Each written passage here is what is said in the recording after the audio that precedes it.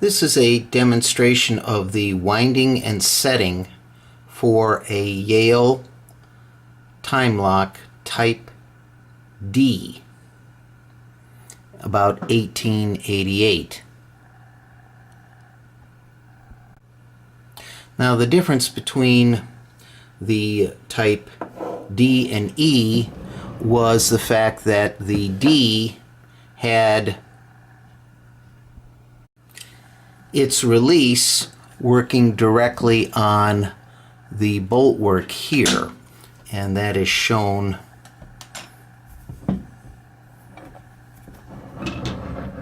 through this hole here. Right now the lock is off guard, and so one can put a bolt all the way through.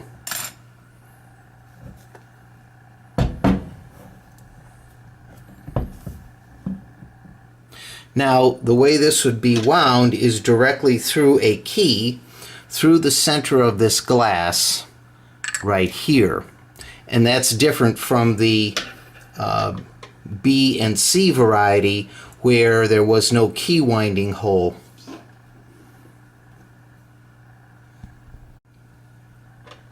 I have removed the outer bezel, which is this piece here, before winding, so as to make everything a little bit clearer instead of going through a second piece of glass. And again, here is the central winding hole, which again, different from the B and C, is that there you would be winding the entire movement plate counterclockwise. Here we will be doing the actual winding clockwise through this piece here. And the reading is off of this dial here. So you have from 0 to 72 going all the way counterclockwise. It's also, I might note, a lot easier to read these dials here than it is in the older variety, where all of the print was on the actual table that you were turning. So anyway, one puts the key in and clockwise begins to turn. Now I want you to notice a couple of things. A, that these movements will begin to operate, and B, these Geneva stops, each one of these will move to show you that you have begun to wind it. And in fact, here there is a indicator that says up and down. Right now this is pointed all the way to down. If this were wound all the way to 72, this little hand here would be moving clockwise all the way to the up indicator. And I'll see if I can't zoom in on that a little bit for you. And in fact, this shows it a little bit better right here. And again, here is the down and the up indicator.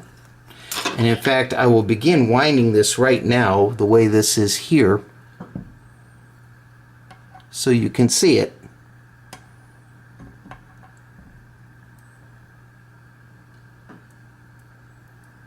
See how it moves? There you go.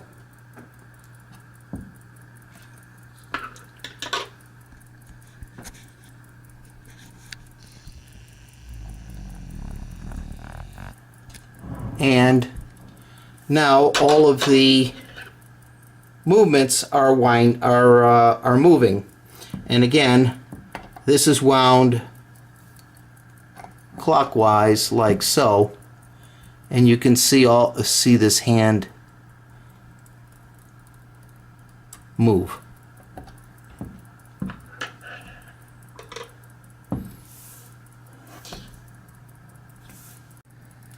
Now again, a drawback to this design was that all three of these movements were wound simultaneously, whether it was a table being wound counterclockwise as in the B and C, or where you have a central winding arbor here as in the D and E models.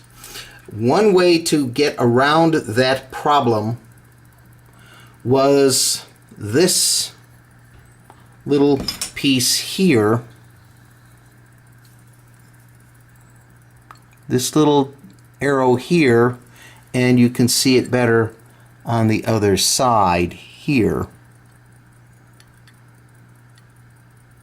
And that little arrow could be used like so.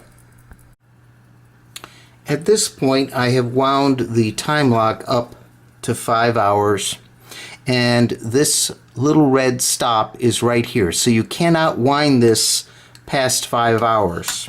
So the way this works is this bezel can be moved. And so if you wanted this to only stay closed for, say 10 or 12 hours, you could move this like to this point, and then you would not be able to wind this pointer any further than this.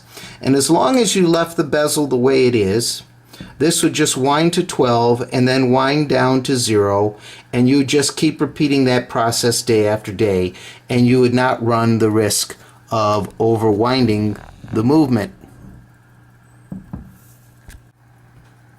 And of course now you can see that the bolt has been pushed upward and the hole is now blocked and dogged.